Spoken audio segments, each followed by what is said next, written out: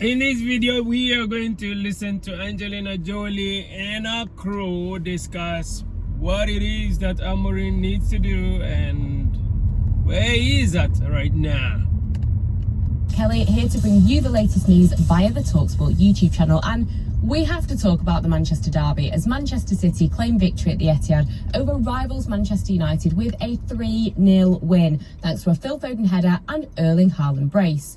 For the Blues, it was a big win, especially for the manager Pep Guardiola. Meanwhile, for Manchester United, it seems like things are getting worse and worse under their manager Ruben Amorim. So in order to digest this awful loss for the Red Devils, I am a Man United fan myself, so I have called in Stretford Paddock's Jay Motti to get into this. Jay, thank you so much for joining me. First up, I just wanted to get your initial reaction to that Manchester derby loss. It hurts, it does. Like, obviously, you hate losing a Manchester derby, and that one was particularly annoying because I felt like City were there for the taking.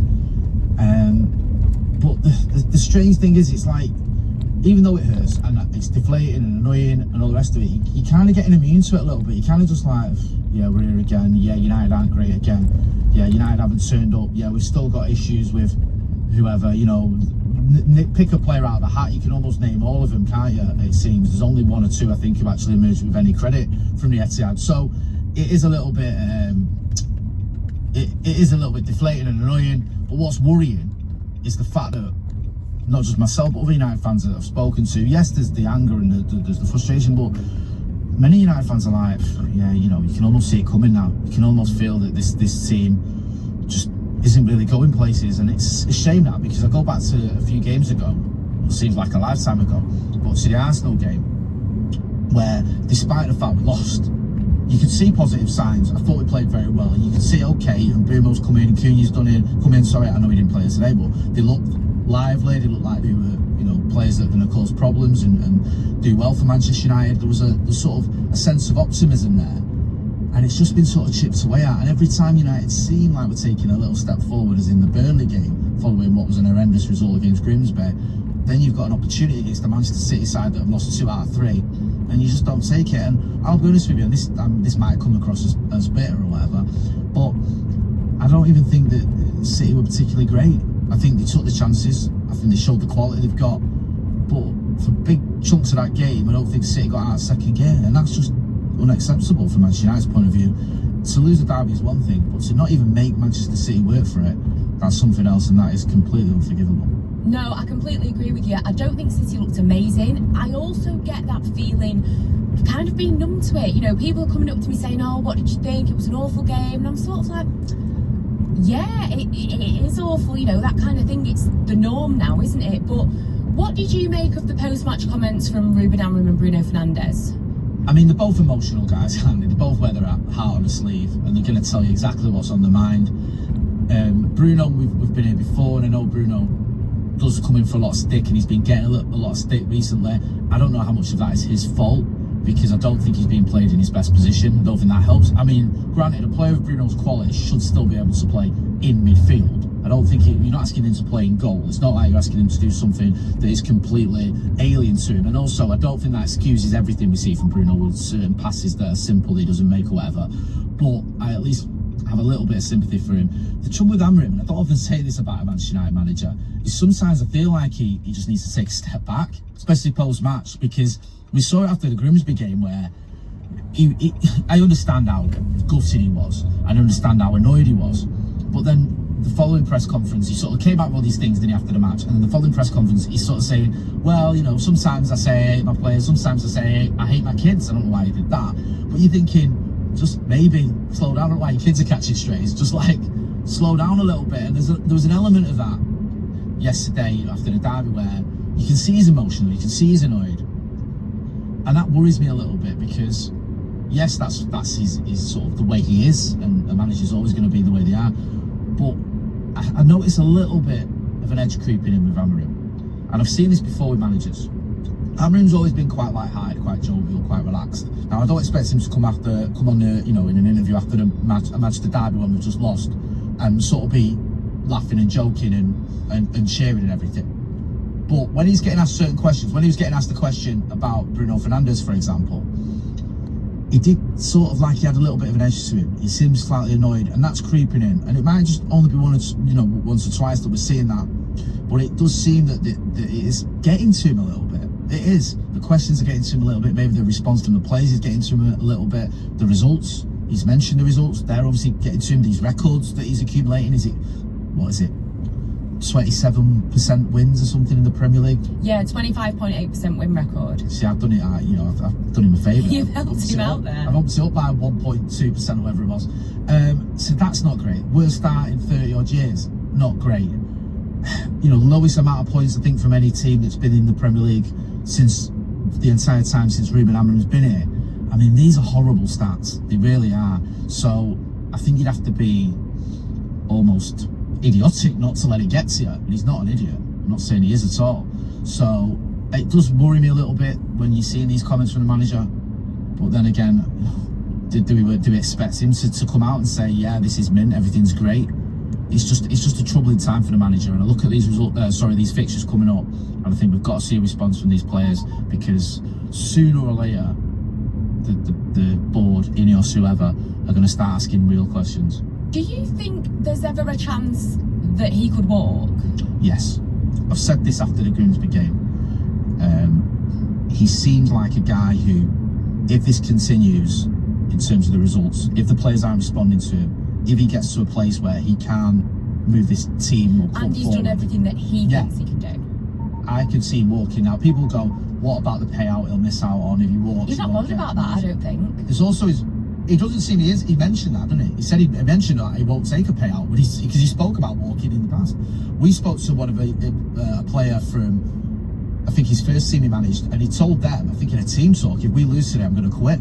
This was early doors in his third game or something, and they believed him. They said we believed that he was telling the truth. It wasn't just bluster.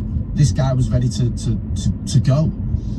And I think we've seen it after the Grimsby game. We've seen it one or two other times last season. He mentioned that he'd threatened to walk, or he'd offered to walk last season. I think he sort of alluded to that. So I could see it happening, and I hope he doesn't. Obviously, I want him to succeed. I like him. I like him as a person. I get what he's trying to do, even though it's not really working.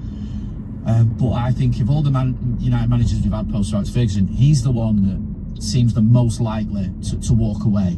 All the others got sacked, really, didn't they? It wasn't, even the mutual, if it's mutual ever, it was a sacking.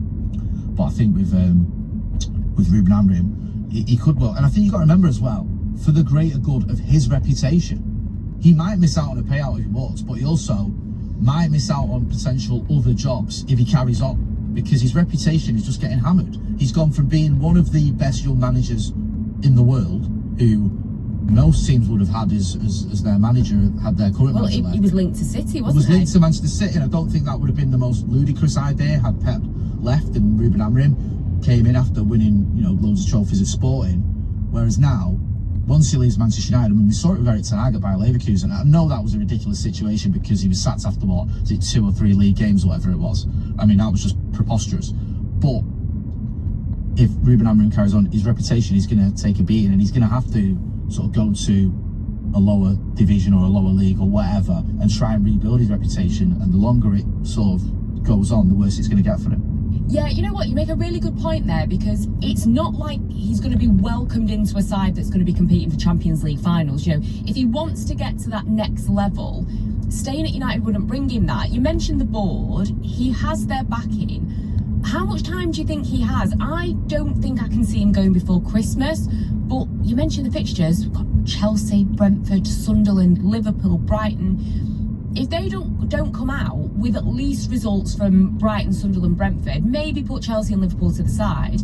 If those other games don't go to plan, maybe, I don't know, maybe I'm being influenced by, other fans of other clubs that give me stick, but I'm starting to worry if Ineos, Sir Jim and Co will get sour with him. Yeah, I look at that Liverpool game as being a big one in terms of, if he goes into that game on the back of some good results, he'll be fine. Because no one's going to expect him to go to Anfield and win.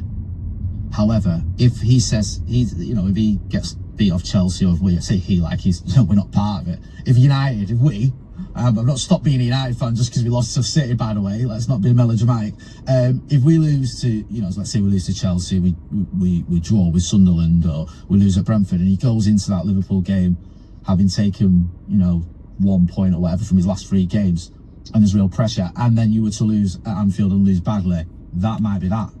And I know that sounds a little bit sort of harsh, but how long is it going to go on? You can almost see the images, can't you, of Sir Jim Ratcliffe sat in the Anfield crowd or whatever, or in the exec box, not like he stood in the stands, but with his face looking fuming, and you think the pressure's going to mount. And also, if you are going to bring in a new manager, then do you bring someone in when you've got a run of favourable fixtures? I always go back to the Ole Gunnar Solskjaer appointment of when Jose got sacked and Ole came in, and we had those fixtures, didn't we, that looked quite kind, and Ole, to be fair, smashed it as caretaker. It sort of went out the window a little bit when he was made permanent, but they might look at it and go, if we are going to bring someone in, these are the run of fixtures. I think, is it post-Liverpool when it's a little bit better? So I don't like talking like this. I don't like sort of questioning the manager or talking about a manager leaving, but you have to be honest. And I know it's the most obvious thing anyone is ever going to say to you, Ange, but if you keep losing football matches as Manchester United manager, you're going to get sacked. And he's lost a lot. He's lost a lot since he took over. And I've sort of said to it on the channel, I've said it before, I always give him a pass for that first season. It wasn't his full season. He didn't have a pre-season. He didn't have the signings he wanted. Let's just forget it. But we started off this season, 4 games in, 2 losses already. Admittedly to good teams. He's not lost to rubbish. But also that Grimsby loss too. I'm talking about the Premier League, the 2 losses. The Grimsby loss as well. It's not been a very good start, and if it carries on, he's going to go. For me, it's who would you bring in, because we're getting back on that carousel of hire and fire over and over, going round and round. For me, I guess you've got to look at the system. Everyone's harping on about it. Some players don't 100% fit into the system, but they are used to it at this point, I guess. So do you bring someone in with the same system? I mean, we see Oliver Glasner at Crystal Palace with a similar system. And, there are also people saying that, nobody's bigger than the club, no system is bigger than the club. But for you, is it the players, is it the system, or is it both? I think to a certain degree it's a mixture of both. Look, I'm not buying that a midfielder can't make a 10-yard pass because he's in a wrong system. I'm not buying that a defender can't track his man because he's in the wrong system, or a midfielder can't track his man because he's in the wrong system, or a goalkeeper can't save deal with a cross because he's in the wrong system. I'm sorry, I'm not buying that. Exactly. As a top-level footballer, you can play in a different system and still do the basics. There's no excusing some of the goals Manchester United are conceding because it's so basic. It really is. And you look in, you go, that ain't good enough. Like, if I go and watch my lad who's 10 years old and he's not tracking his man, his coach will have a word with him. Like, that's not just a system problem. That's players not doing the job. However, the issue you've got with the system is, does it help players? Is it getting the best out of players? The obvious one is Bruno Fernandes. We've mentioned him before. Is he fitting into the system well? Are we getting the most out of Bruno? Probably not. Okay, then, is the 2-man midfield in this system working? Are we getting overrun at times in midfield? Now, the manager pushed back. I think he was asked about this. I think it might have been James Ducker from the Telegraph asked him about the midfield and Bruno in midfield, and he was pushing back on that when he was saying, well, look at Arsenal. When we played Arsenal, we were up against Zubimendi, we were up against Declan Rice, we were up against Martin Odegaard, and the midfield I thought worked. However, we've had lots of games where the midfield has looked like a bit of a problem. So, in terms of that, are we getting the best out of players? No. However, should the players have to take better responsibility for some basic mistakes? Of course they should. You can't tell me you're not defending properly because you're in a back 3, or as a midfielder you're not tracking your man or whatever because you haven't got another midfielder alongside you. That's just basic stuff, man. It really is. So I understand why Ruben Amorim's getting frustrated with some of these questions, because he must be looking at it going, you can blame the system all you want, but if players aren't doing the most obvious of things, then that's not a system problem, that's a player problem. I completely agree. And finally, try and get a little bit of positivity in there. We've spent a lot of money on new players. Benjamin Šeško, still need to wait on him. But Matheus Cunha looked good. It's nice to see the resurgence of Mason Mount. He's the only player that when Ruben Amorim came in, we said, he's the one player who can play in this system. Bryan Mbeumo's looked good. So yeah, there have been some positives overall. Yeah, Bryan Mbeumo for me has done very well. I know he had a dip. I mean, all I'll ever want, sort of the bare minimum I'll ever want, not all I'll want, but the bare minimum you want from Manchester United players' effort, and he's got that in abundance. You see, he runs his heart out. You know, they go back to that Arsenal game. He ran himself into the ground. He was absolutely goosed by the end of it because he was just non-stop. We saw it at the Etihad as well. He never gave up. He kept going. He was very lucky not to get on the score sheet. It's a fantastic save from Gianluigi Donnarumma, which, you know, I think almost any other keeper on the world, that's a goal. That shows the quality that Donnarumma's got. So Mbeumo has looked good. He's looked positive. He's looked full of energy. He looks like he wants to be at Manchester United, which we've had signings in the past. Angel Di Maria, who looked like they didn't. Cunha, very entertaining. Typical, what I'd consider a typical Manchester United player, although it might not be typical right now, but wants to take on his man, wants to beat the defender, wants the ball, has a bit of an edge to him as well, doesn't get bullied. He's very entertaining, very direct. I like what I've seen so far, and it was a shame he wasn't available at the Etihad. And Sesko is far too early to tell.